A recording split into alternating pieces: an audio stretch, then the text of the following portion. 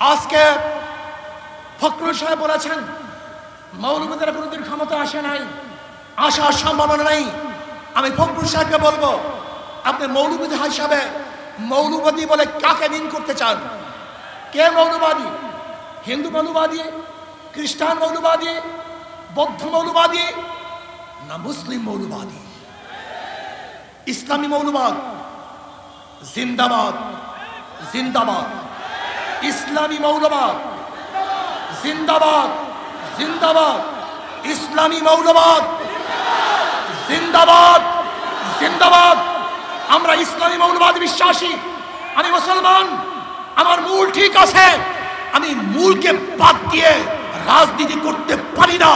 ৯৫% মুসলমানদের দেশে ইসলামী মূল্যবাদকে বাদ দিয়ে, ইসলামী মূল্যবোধকে বাদ দিয়ে কেউ কোনোদিন রাজনীতি করতে পারে নাই, পারবে না ইনশাআল্লাহ। কাজী আপনি যে স্বপ্ন দেখেছেন মৌলবাদীরা ক্ষমতা আসবে না, আসে নাই, সম্ভাবনা নাই।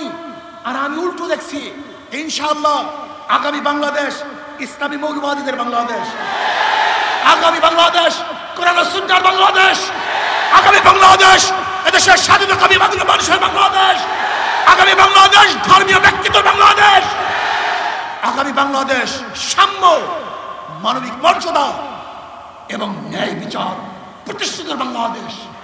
আগামী বাংলাদেশ হবে বৈষম্য বিরোধী বাংলাদেশ। এখানে ধনী গরিব, শিক্ষিত মূর্খ, মুসলমান, হিন্দু, খ্রিস্টান, যে জেলে, তাঁতি, কামার, মজদুর, যেই সমস্ত ব্যক্তি যেখানে যেইভাবে শ্রম দেয় না কেন, প্রত্যেকের অধিকার বাস্তবায়নের বাংলাদেশ। এখানে পুরুষদের অধিকার বাস্তবায়নের বাংলাদেশ। এখানে থাকবে মহিলাদের অধিকার, এখানে থাকবে ছাত্রদের অধিকার, এখানে থাকবে শ্রমিকদের অধিকার, এখানে থাকবে মেতর, কামার, ঋষি এবং তাঁতিদের অধিকার। এই বাংলাদেশ সবার বাংলাদেশ। এখানে ভেদাভেদ থাকবে না, এখানে থাকবে না শেখ হাসিনার পুত্রকে সেই পদ্মা ব্রিজ দেখতে গিয়ে ১.৫ ঘন্টার রাস্তা জ্যাম করার ইতিহাস বাংলাদেশ আর দেখতে চায় না। এখানে কোন প্রাইম মিনিস্টারের জন্য, কোন মন্ত্রীদের জন্য, বর্তমান উপদেষ্টা প্রধানের জন্য রাস্তা বন্ধ থাকবে, জনগণ কষ্ট করবে, এই বাংলাদেশ আমরা দেখতে চাই না। এরকম বাংলাদেশ আমরা চাই না।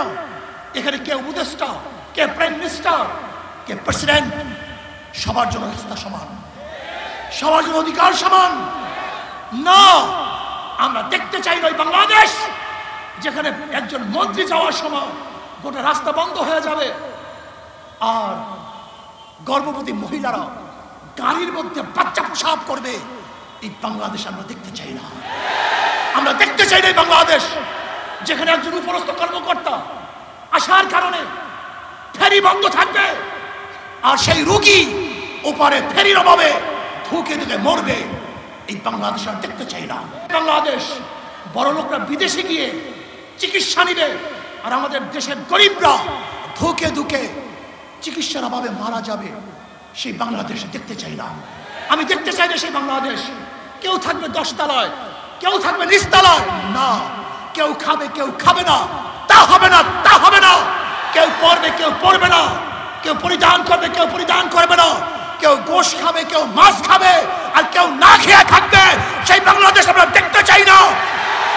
খাবো সবাই একত্রিত হয়ে খাবো, শান্তি সুখ করবো সবাই একত্রিত হয়ে শান্তি সুখ করবো, দুঃখ কষ্ট থাকবো তো সবাই দুঃখ কষ্টে একসাথে থাকবো, আরামায়েশ করবো সবাই একই সাথে আরামায়েশ করবো। আমরা চাই বাংলাদেশের প্রত্যেক নাগরিক সমান অধিকার ভোগ করবে, তারা শান্তিতে বসবাস করবে।